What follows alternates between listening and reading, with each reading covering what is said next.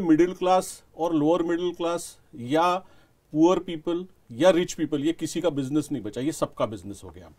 तो अब हमारा टाइम आ गया है कि हम ई स्टूडियोज डोनेट करें। बहुत बड़ा माध्यम है ई। पोस्ट कोविड ये ओरिएंटेशन लाना पड़ेगा कि अब नहीं है तो हम रो नहीं सकते। नमस्कार, हेलो, मैं Mayuresh Gokhale, RMW present. Welcome to Youngistan में आपका तहे दिल से स्वागत करता हूं। दोस्तों, हमारे पिछले कुछ वीडियो में आपके बहुत सारे रिप्लाई हमें आए। आगे भी हमारे वीडियो ऐसे ही देखते रहिए। मैं आपका बहुत बहुत धन्यवाद करता हूं।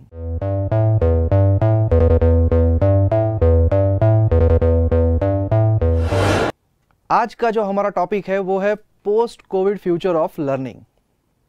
कोविड-19 मतलब कोरोना डिसीज। इस कोरोना डिसीज ने हमारे पूरे देश में आतंक मचा रखा है और इसे रोकने के लिए लॉकडाउन लगाया गया। अब इस लॉकडाउन की वजह से अगर सबसे ज्यादा कोई अफेक्ट हुआ है तो वो है हमारी शिक्षण प्रणाली, शिक्षण व्यवस्था। लेकिन हमारे देश के युवाओं को, हमारे देश के बच्चों को निरंतर शिक्षा मिलती रहे, इसलिए ई लर्निंग जैसी प्रणालियों का भी इस्तेमाल किया जा रहा है। और इसी टॉपिक पे आज हमसे बात करने के लिए हमारे साथ स्टूडियो में मौजूद है रिस्पेक्टेड साइंटिस्ट और एक NGO जिसके नागपुर ब्रांच के वो सेक्रेटरी है, श्री तरुण जी श्रीवास्तव। नमस्ते तरुण जी। नमस्कार। Welcome to Youngistan. Thank you so much.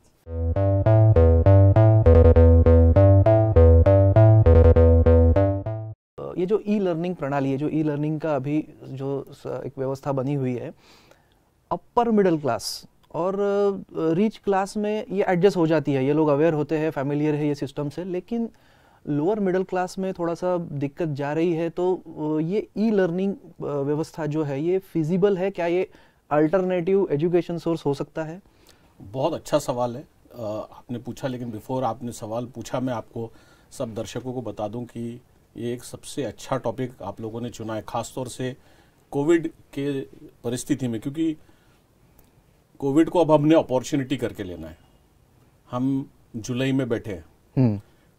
हमने मार्च में ही इस टॉपिक को ज्वलंत तरीके से एड्रेस करना चाहिए था। अच्छा, हाँ। हम 3 महीना वेट करते रहे कि आज नहीं कल हम करेंगे। और क्या ये टॉपिक सिर्फ रिच लोगों का है? नहीं, ये कॉमन मैन का है। ये परसेप्शन टूट गया। क्योंकि गवर्नमेंट जो खुद भी नहीं मानती थी कि हम ई माध्यम से संवाद कर सकेंगे लोगों से, उन्होंने पिछले 3 महीने में पूरा का पूरा सिस्टम ओरिएंट कर लिया इस। तो यानी कि इम्पॉसिबल जो था वो पॉसिबल हो गया। तो ये मेरा मानना है कि ये माइंडसेट इशू है पहली तौर पे। अगर हम ये सोच लेंगे कि हम ये कर सकते हैं तो हम कर सकते हैं। और इसमें मिडिल क्लास और लोअर मिडिल क्लास या पुअर पीपल या रिच पीपल, ये किसी का बिजनेस नहीं बचा, ये सबका बिजनेस हो गया। और ये करना पड़ेगा। हम जितने फास्ट अडॉप्ट होंगे उसको, उतने हम फास्ट आगे बढ़ेंगे। अब ये प्रश्न करने का समय नहीं है, अब प्रश्न को एग्जीक्यूट करने का समय आया है। मयूरेश जी, अब ये समय आ गया है। तो मेरा पर्सनल ओपिनियन ये है कि yes, it is feasible. Ways and means अलग अलग हो सकते हैं।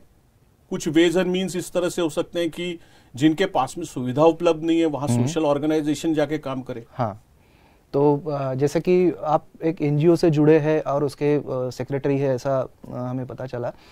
तो मैं अभी उसी क्वेश्चन पे आने वाला था कि जैसे ये फिजिबल है और बहुत सारे जगह पे अभी इसे पहुंचाना भी है, तो NGO से संबंधित इस बारे में क्या काम हो सकता है ई लर्निंग से जुड़ा हुआ? बहुत काम हो सकता है इस पे। जहां पर भी मोटिवेशन की जरूरत है वहां NGO काम कर सकता है। जहां पर स्टूडियोज नहीं है, जिनके पास में सुविधा उपलब्ध नहीं है, वहां NGO अपना साधन ले जाके पहुंचा सकता है। एक समय में आपको याद होगा, अभी भी हम देखते हैं कई स्वयं सेवक संस्था हमारे एम्बुलेंस डोनेट करती है। हाँ। और हमने एम्बुलेंस डोनेशन एक पार्ट ऑफ मान लिया कि भाई नहीं, एम्बुलेंस एक लगता है और एम्बुलेंस हम खरीद नहीं सकते, इसलिए डोनेट करना है। तो अब हमारा टाइम आ गया है कि हम ई स्टूडियोज डोनेट करें। हाँ, मतलब ये अब हम उस एम्बुलेंस को हम ई माध्यम से ले जाकर लोगों तक पहुंचाएं। डोनेशन का ये चेंज हो गया है। हाँ।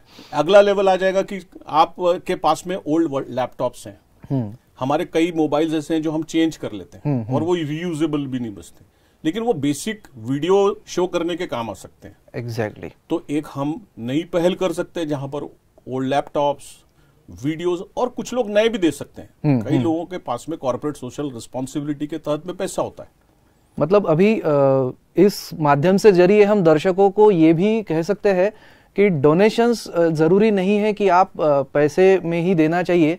ये जो अभी हमारे सामने परिस्थिति आई है, तो आप आपके पुराने, आपने जैसे कहा कि पुराने लैपटॉप या ऐसे ही कोई चीज़ें वो भी डोनेट कर सकते हैं, ये काम कर सकते हैं। प्लस आपके पास में खुद आपके आप नॉलेज है, आप इस नॉलेज को बांट सकते हैं ई लर्निंग के माध्यम से। आप बहुत एक्सपर्ट किसी चीज फील्ड में, आप अपने वीडियोस बनाइए और उस वीडियोस को लोगों को दिखाइए, समझाइए।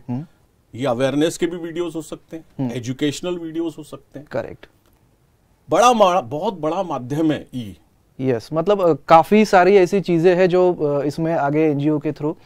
लेकिन एक थोड़ा सा और मैं अभी जो आप कह रहे थे उसमें मुझे पता चला कि हमारे देश में अभी भी ऐसे बहुत इंटीरियर पार्ट्स है जहाँ के लोगों को लैपटॉप या एंड्रॉयड फ़ोन या जैसे कि हम टैब यूज़ करते हैं, इन्हें नहीं मालूम, और अगर मालूम भी है तो वहाँ शायद सुविधाएं नहीं है। तो एनजीओ से हम लोग वहाँ तक पहुँचने के लिए क्या कर सकते हैं? ये अगेन मैं बताया, ये सब को हमको रीओरिएंट करना पड़ेगा। पोस्ट कोविड ये ओरिएंटेशन लाना पड़ेगा कि अब नहीं है तो हम रो नहीं सकते, अब हमको लाना है। हाँ। तो मैंने एक सक्सेस स्टोरी सुनी है कि जैसे हमारे शहरों में स्टूडियोज होते हैं जहाँ पिक्चर्स दिखाए जाते हैं, और वो पीवीआरस और बड़े स्टूडियोज होते हैं जहाँ पर लोग लग्जरी फिल्म्स देखते हैं, ऑडियो विजुअल इफेक्ट अच्छा होता है। तो एक कंपनी है जिसने 150 बसेस बनाई है जो स्टूडियो गांव में जाकर क्रिएट करता है। अच्छा।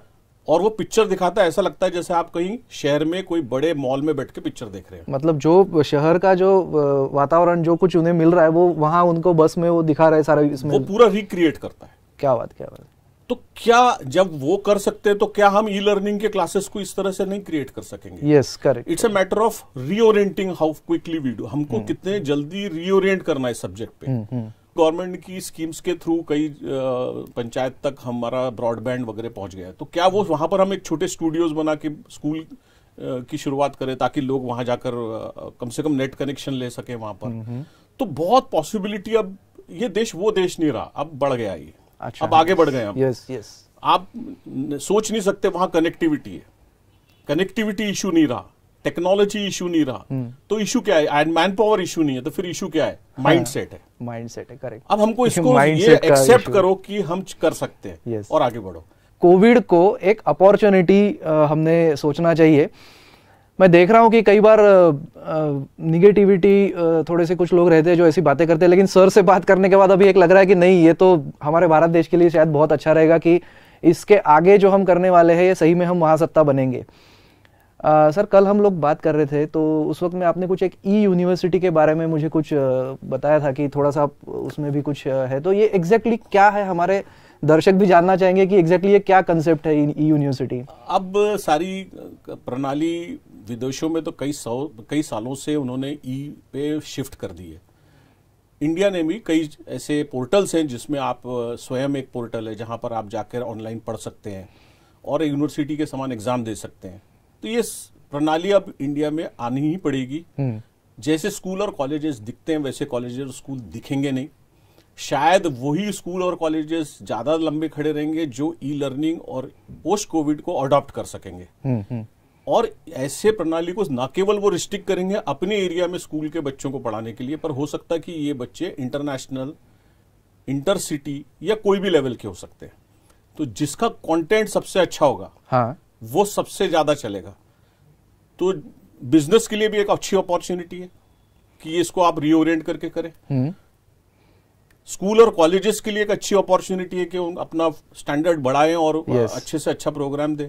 साथ ही साथ अब हमारे एनजीओ जो हैं वो मिलके अपनी कुछ पाठशालाएं शुरू करें।